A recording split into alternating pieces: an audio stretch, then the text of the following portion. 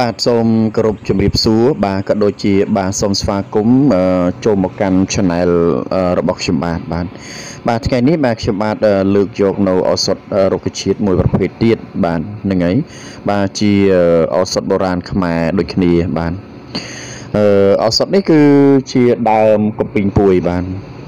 បងប្អូនប្រិយមិត្តទាំងអស់គ្នាបាទប្រកាសជាបានស្គាល់ដើមកំពីងពួយនេះយ៉ាងច្បាស់មែនទែនហើយហ្នឹងហើយប៉ុន្តែគ្រាន់ថាមិនដឹងថាវាបាទមានប្រសិទ្ធភាពទៅលើជំងឺអ្វីខ្លះបាទថ្ងៃនេះបាទ Channel របស់ខ្ញុំបាន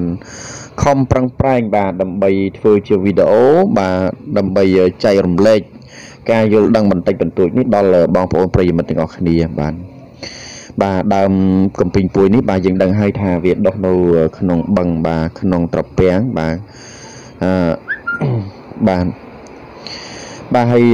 ដើមកំពីងពួយនេះបាទយើងដកវាទាំងដើមមកប៉ុន្តែយើងមិនយកឫសទេបាទយើងកាត់ឫសចេញទៅបាទយើងយកមកហាលឲ្យស្ងួតបាទ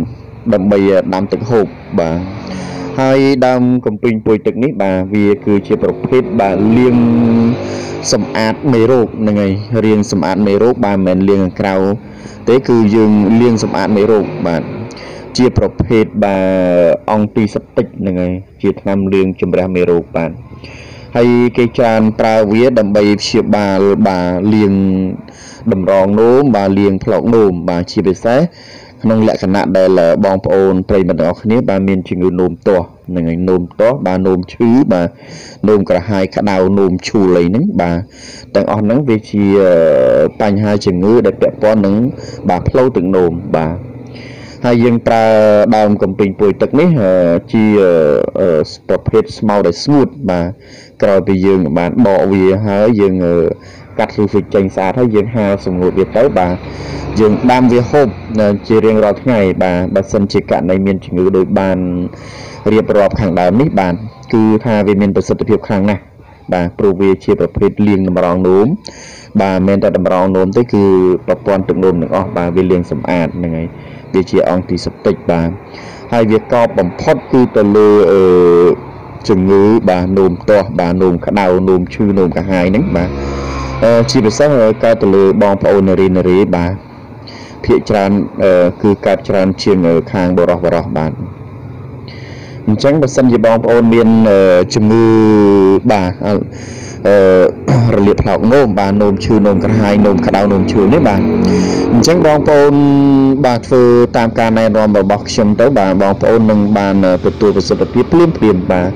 ហើយនឹងជាសះស្បើយបាទជួនកាលយើងមិនចំណាយថវិកាច្រើនដើម្បីទៅរកគ្រូពេទ្យឯកទេសនោះទេបាទជាចុងក្រោយបាទសូមថ្លែងអំណរគុណយ៉ាងខ្លាំងបាទដល់បងប្អូនប្រិយមិត្តទាំងអស់គ្នាបាទដែលបានគ្រប់គ្រងក៏ដូចជាបាទទស្សនានឹងហើយ Channel ថ្នាំខ្មែររបស់ខ្ញុំបាទគឺជា Channel ដែលមានឈ្មោះថាបាទ KX Medication បាទហ្នឹងហើយបាទសូមថ្លែងអំណរគុណម្ដងហើយម្ដងទៀតបាទសម្រាប់ការគ្រប់គ្រងបាទហើយបងប្អូនទាំងអស់គ្នាបាទមេត្តាកុំភ្លេចជួយចុច like បាទក៏ដូចជាជួយចុច subscribe ហ្នឹងហើយក៏ចុច share បាទដល់ channel មួយនេះផងបាទហើយ channel មួយនេះបាទមានតែបងប្អូនទេជួយគ្រប់គ្រងក៏ដូចជាបាទលើកទឹកចិត្តក្នុងការធ្វើវីដេអូថ្មីទៀតបាទ